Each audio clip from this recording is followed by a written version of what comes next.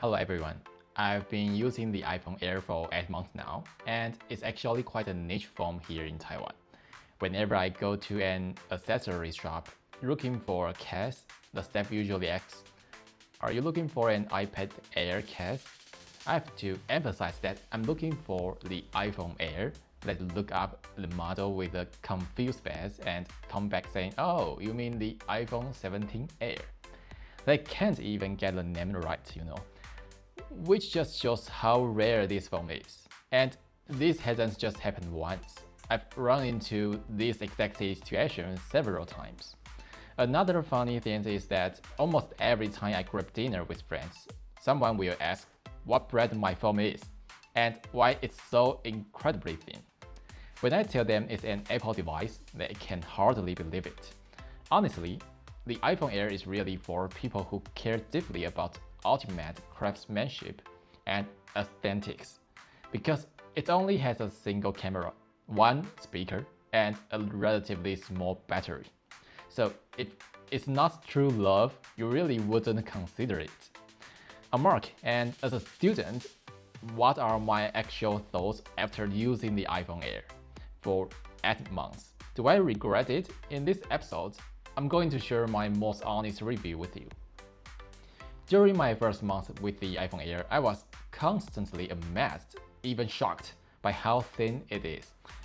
I frequently turn it to the side just to look at its profile. It feels surreal and almost unscientific that a device could be this thin.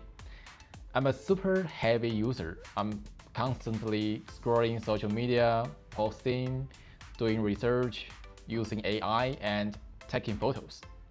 For the first 3 months, I didn't feel like the battery life was bad at all.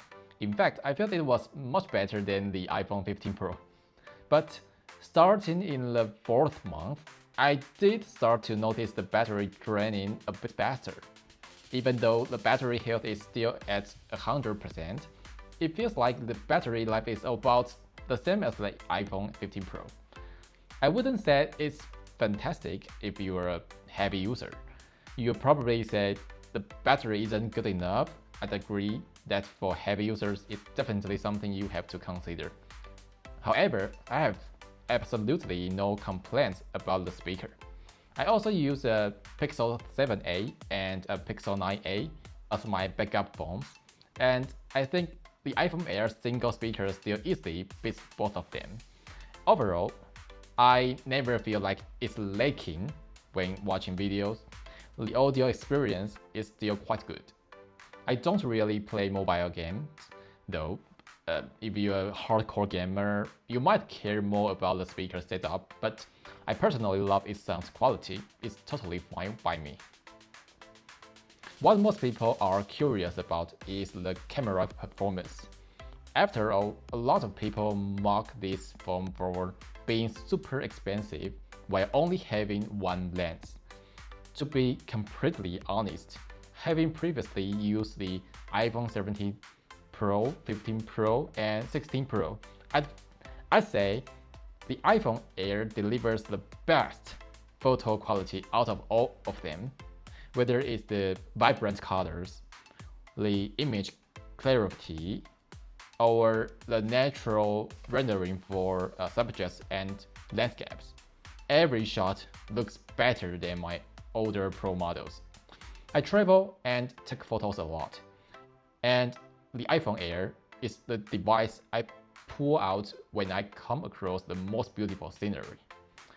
You might ask, wait, what about the telephoto and ultra-wide lenses? Truthfully, I rarely use the telephoto lens anyway. Plus, the iPhone Air's 2x digital zoom is still more than capable of capturing the details, so I personally find it very sufficient. Of course, there are moments when I wish I had a telephoto lens, like when capturing wildlife. If you observe wild animals as often as I do, you might actually need a photo with a dedicated telephoto lens. As for the ultra-wide, I use it even less. I often feel that standard one-time shots capture the vibe much better, bringing out deeper details in buildings and objects. I love the one-time lens way more than the ultra-wide.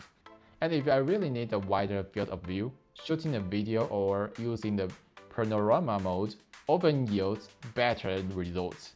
So if the iPhone Air were to add an extra lens in the future, I'd actually prefer a telephoto one, though that's probably highly unlikely to happen.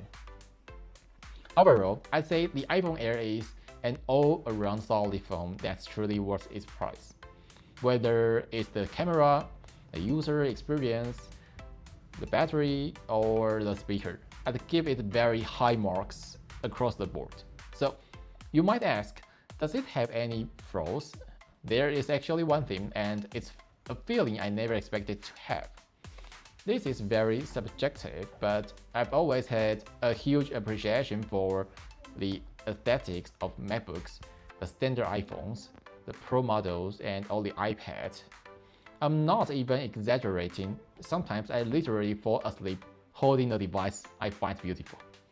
But with the iPhone Air, after the third month, that sense of surprise and novelty started to fade. It's not like my MacBook, where I'm still struck by its beauty a year later, or my iPad, where I still love touching its finish. With the iPhone Air, I just feel kind of indifferent now. I actually find myself admiring the minimalist design of my Pixel 9a more often. Is it because the iPhone Air isn't pretty enough?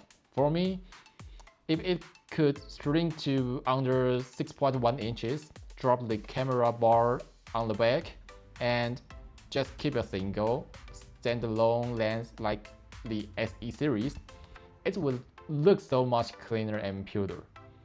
Right now, I don't think its current design is the absolute pinnacle of beauty.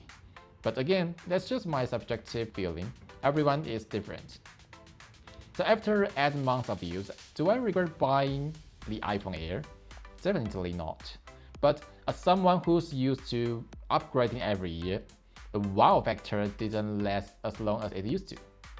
If I'm getting a new phone next time, I might actually try the E series, like the 18E. That's my honest review. If you're also using the iPhone Air or thinking about getting one, leave a comment and let me know your thoughts. I'm Mark, and I'll see you in the next video. Ciao, ciao.